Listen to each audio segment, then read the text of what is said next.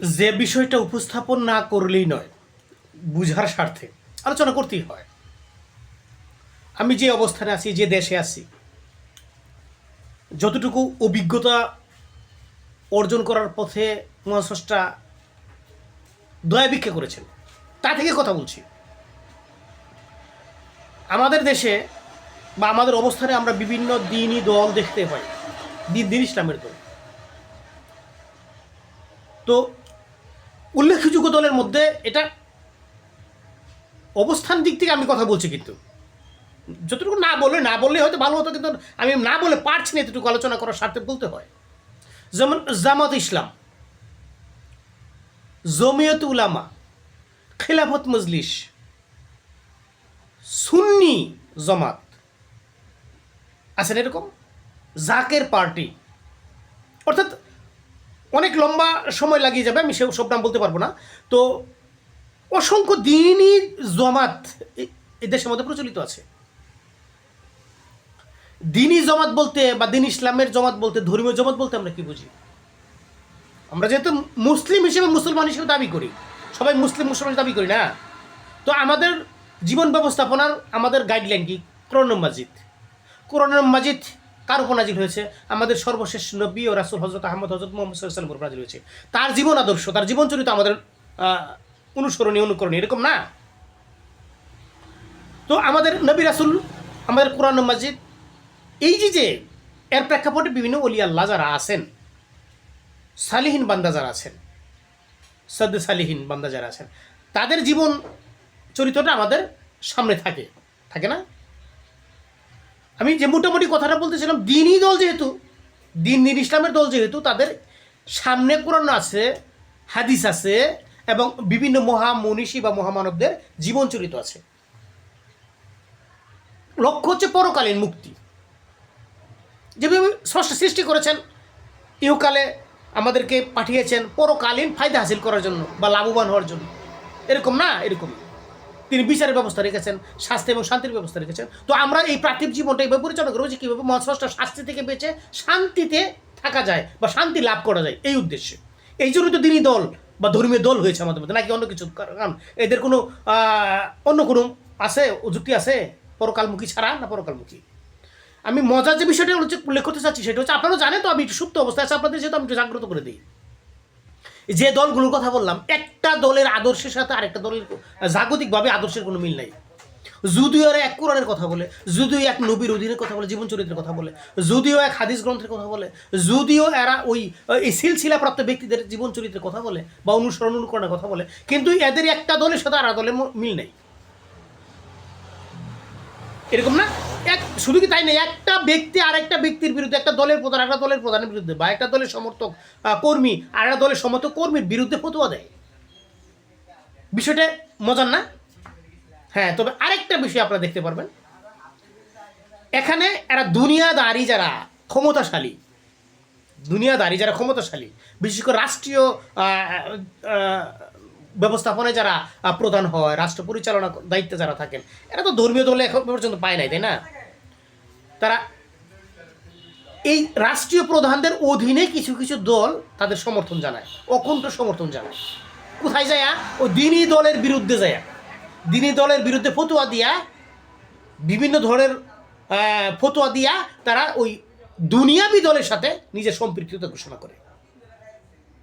এখন আপনার আমার প্রশ্ন, আমরা যেহেতু পরকালীন মুক্তি চাই, পরকালীন শান্তি চাই, পরকালীন শাস্তি থেকে বাঁচতে চাই বা বাঁচার জন্য চেষ্টা করবো, দুনিয়া কর্মগুলো ভেবে সাজাবো, তখন আমরা কোন দলের পক্ষ নিয়ে অবলম্বন করবো?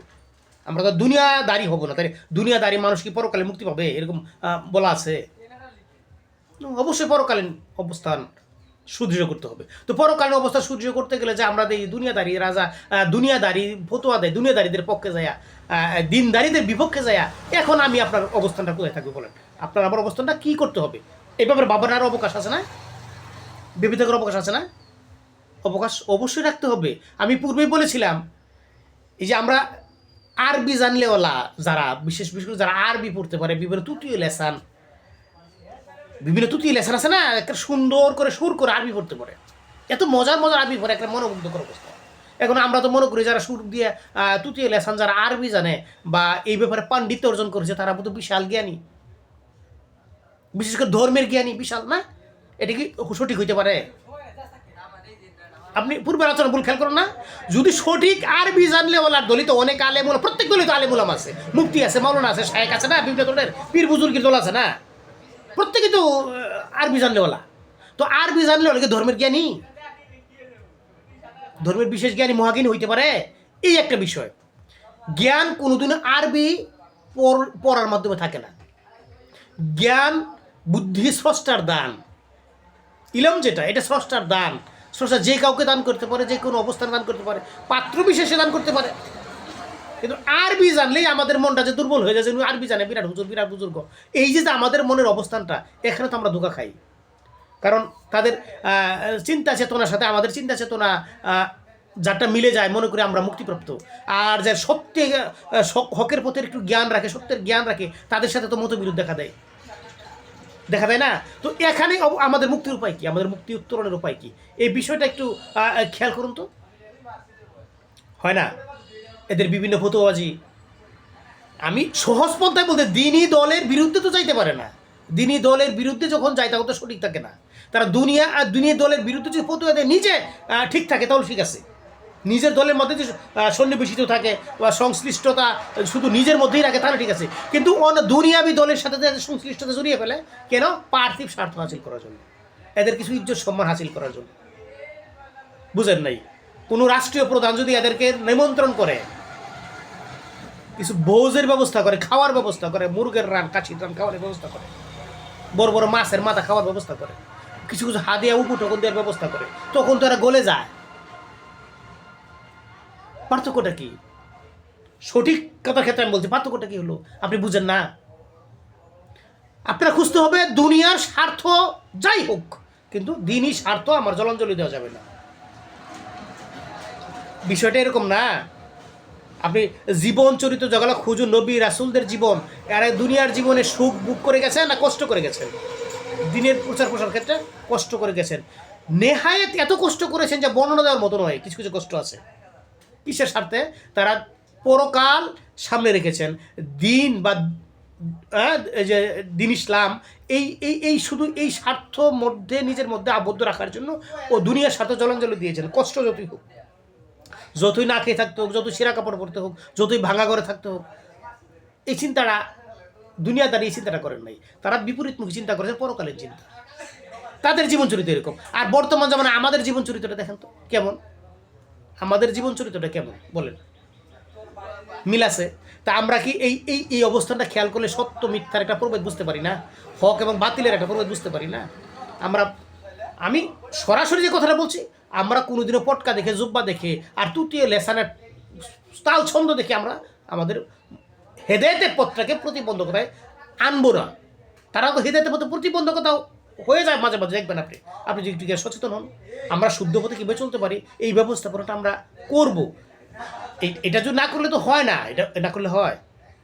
আপনি দিনের সাথে দিনের বেইমানি করতে পারেন। আমরা বললে কাকের সাথে কাকে বেইমানি করে না, কাকে মানে কাকের গোশত কাকে খায় না, একটা প্রবাদ আছে না? মানে কি, জাতে জাত মিলাইলেও এটা নিজের একটা সম্ভ্রম রক্ষা করে। আপনি আর একটু সুস্থ বুঝতে পারবেন। ওই যে গাড়ি চালায় না, গাড়ি রাস্তাঘাটে গাড়ি চালায় না, ছোটো গাড়ি বড় গাড়ি, যারা গাড়ির একবার ড্রাইভার হয়েছে, গাড়ির সনদপ্রাপ্ত হয়েছে, গাড়ির ড্রাইভার সনদপ্রাপ্ত, গাড়ি চালক বা স্টাফ হয়েছে, সে অন্য গাড়ি যদি যাতায়াত করে তাহলে তার কাছে ভাড়া নেয় না। বিষয়টা একটু হালকা আগে আমি একটু গভীর চিন্তা করুন। যারা গাড়ির ড্রাইভার বা গাড়ির স্টাফ বলি আমরা, অন্য গাড়িতে কোনো কারণে যদি এক স্থান থেকে অন্য স্থান অন্য গাড়িতে যায়, যদি সে বলে পরিচয় দেয় আমি স্টাফ, গাড়ি ড্রাইভার বা আমি স্টাফ হেল্পার, তাহলে তার কাছ থেকে ওই গাড়ির ড্রাইভার বা হেল্পার ভাড়া নেয় না। যাতে যাতে খেয়াল করছেন আপনি কেমন? আপনি আরেকটা মজার বিষয় আলাপ করি। একটা অবস্থানে একজন চাচার সাথে ভাতিজাদের খুব ঝগড়া, বুঝতে পারলেন না? চাচা ভাতিজায় খুব ঝগড়া, যে কোনো বিষয় নিয়ে খুব ঝগড়া, এরকম মনোমালিন্য, চাচা ভাতিজার সাথে কথা হয় না কিছুদিন, বেশ কিছুদিন, এত প্রচণ্ড ঝগড়া হয়েছে। তো কোনো একদিন মাঠে হাল চাষ করতে গেছে, চাচার খেতে চাচা হাল চাষ করতে গেছে, ভাতিজারা তার ভাতিজার পার্শ্ববর্তী খেতে হাল চাষ করতেছে। তো ওই হাল চাষ করতে যায়া ওই মাঠের মধ্যে গ্রাম গ্রামের অন্য লোকের সাথে, পড়শির সাথে তার ঝগড়া, চাচার ঝগড়া লেগেছে, খুব কথা কাটাকাটি হচ্ছে যে কোনো কারণে, জমির আইল নিয়ে বা অন্য কিছু নিয়ে। ভাতিজারা হাল চাষ, পাশে কিন্তু হাল চাষ করতেছে, দেখতেছে, কিন্তু প্রতিবাদ করে না। চাচার সাথে ঝগড়া করছে পড়শি বা গ্রামের অন্য মানুষ, কিন্তু সে ভাতিজারা কোনো কথা বলে না। কেন? ওই যে রাগ, চাচার সাথে রাগ, ঝগড়া হয়েছে আগেই, কঠিন রাগ। এই জন্য ভাতিজারা তাদের মতামতে হাল চাষ করতেছে। ভাতিজা ছিল একাধিক। তো ওই চাচা যখন চুটপাট করতেছে, তখন ওই গ্রামের বসি বলতেছে, তোমার ভাতিজার সাথে যে কি অবস্থা এটা আমরা জানি, তুমি মাতব্বরি করো, এই শক্তি দেখাও, ওই শক্তি দেখাও, তা হবে না। এই বলে তাকে দুটো চটকানা দিয়েছে বা দুটো থাপ্পড় দিয়েছে। চাচাকে যখন, চাচার গায়ে যখন হাত তুলেছে, যখন ভাতিজারা এটা দেখেছে, তাদের রাগ গুসা যত ছিল সব মাটি গেছে। কীভাবে জানেন? তখন তারা ওই হাল হাল ছাইড়া দিয়া, গরু ছাইড়া দিয়ে, জোয়াল আছে, জোয়াল ইস মানে লাঙ্গল, এইটা ভাঙ্গা খুইলা নিয়ে আয়া ওই পড়শিদের বুকে বেথরম পিটছে। পিঠটা পাশে খাল ছিল, খালে ফালাইছে। ফালাই বলতেছে, ও বেটারা, আমাদের চাচা ভাতিজার মতো যত ঝগড়াই হোক, তুই কি ভাবছিস আমার চাচারে মারবি, মাইরা যাবি গে, চাচা মার খাইবি, এটা আমরা বাস্তি হিসেবে দেখবো, বাস্তি হিসেবে দেখবো, ভাতিজা হিসেবে দেখবো, এই চিন্তা করছিলি? কইরা ছুটপাট করে চাচা সারাই নিয়ে বাড়িতে নিয়ে গেছে। আপনি বিষয়টা খেয়াল করুন। আমি হয়তো সাজিয়ে গুছিয়ে বলতে পারলাম না। এই যে একটা সম্পর্ক, রক্তের সম্পর্ক, আত্মসম্পর্ক একটা, এই যে সম্পর্কটা জুড়ে থাকতে হবে না? তো যারা এই দিনদারি দুনিয়ার লাইনে, একটা দিনের লাইনে যারা আছেন, বিভিন্ন দিনের লাইনে যাদের দল আছেন, তাদের সাথে একটা সম্পৃক্ত থাকবে না। মার কাট যদি হয়, তাদের এদের রক্তে পুম আছে বলা যায়। যেমন রক্তের পুম নেই মানে কি? রক্তের পুম আছে, এদের অন্তর্বিদ্যা কিছু আছে, আত্মবিদ্যা কিছু আছে। এরা তো খালি দুনিয়ার স্বার্থ হাসিল করার জন্য নিজের দল সাজায়া নিজের জিন্দিগিটা কীভাবে কাটানো যায় সুখে শান্তিতে, ঐশ্বর্যের সহিত, এই চিন্তা ভাবনা করে, এই ব্যবস্থাপনা করে কিনা থাকে। তো আপনি বুঝবেন, নিজের মধ্যে নিজের দলীয়গতভাবে একটা সাপোর্ট থাকবে, এটা সবার আছে। সুতরাং পরকালীন ক্ষেত্রে আরও বেশি থাকবে। এটা যদি না হয়, তাহলে হয় না। আমাদের এই ভুলগুলো ভাঙতে হবে। ভুল না ভাঙা পর্যন্ত আমাদের সঠিক একনিষ্ঠ সংশোধন আসবে না।